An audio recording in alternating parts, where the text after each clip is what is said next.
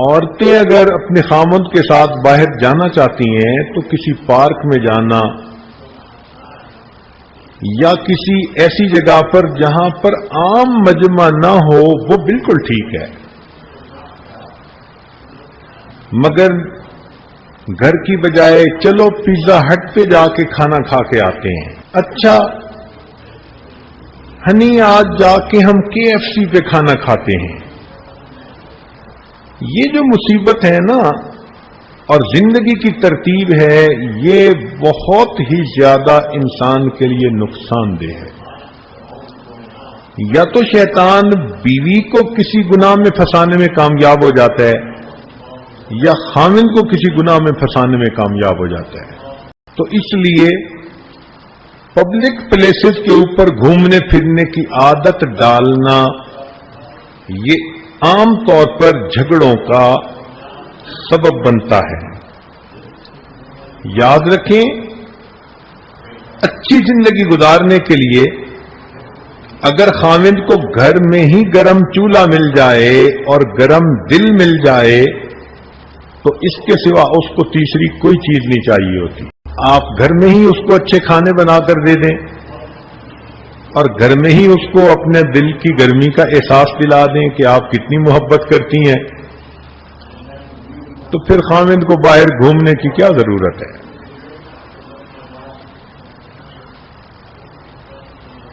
یہ بھی دیکھا کہ کئی مرتبہ خامند چاہتا ہے کہ بیوی سے ملاقات کروں، ملوں، اور بیوی صاحبہ کے عذر بہانے ہی ختم نہیں ہوتے،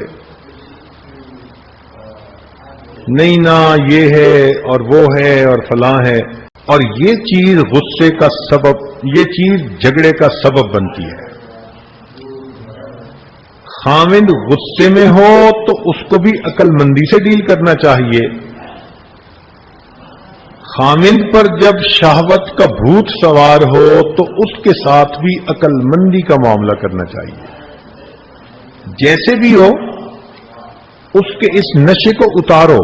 شریعت نے تو یہاں تک کہا کہ عورت اگر اونٹ کے اوپر سوار ہے اور خامند اشارہ کرے کہ نیچے آؤ مجھے تمہاری ضرورت ہے، تو وہ اونٹ سے نیچے اترے، خامند کی ضرورت کو پورا کرے اور پھر اونٹ پر دوبارہ چڑھ کر بیٹھے۔ تو شریعت نے کتنے خوبصورت اصول ہمیں بتا دیے، اور یہاں تو میاں بیوی ہیں، ایک بستر پر ہیں اور بیوی کے بہانے ختم نہیں ہوتے۔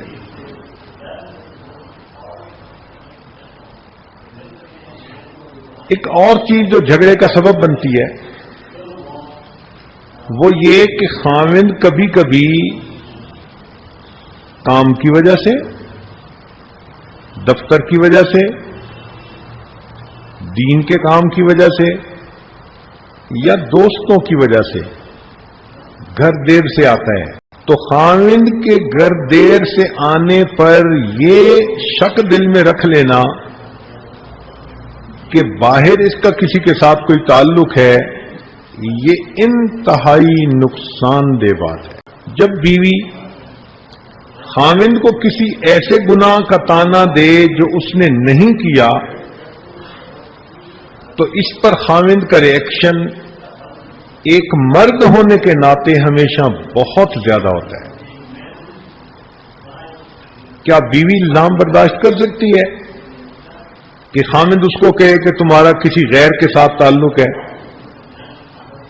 اگر بیوی اس بات کو سن کر فوراً پھڑک جاتی ہے کہ تم نے یہ بات کر کیسے دی، تو خامند کا بھی تو یہی معاملہ ہے نا۔ اگر وہ دیر سے آیا تو دیر سے آنے کی تو 100 وجوہات ہوتی ہیں۔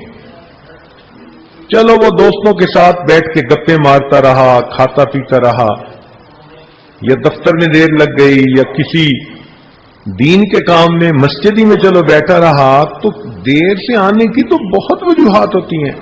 ہمیشہ اس سے ایک نتیجہ نکالنا کہ جی خامند دیر سے گھر آتا ہے، مجھے تو لگتا ہے کہ دال میں کالا کالا ہے، یہ بدگمانی میاں اور بیوی کے درمیان نفرتیں پیدا ہونے کا سبب بن جاتی ہے۔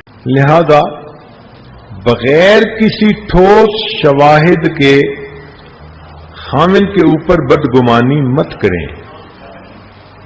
بس زیادہ محبت دیں تاکہ اس کو باہر کی بجائے اپنے گھر کے اندر محبت ملے.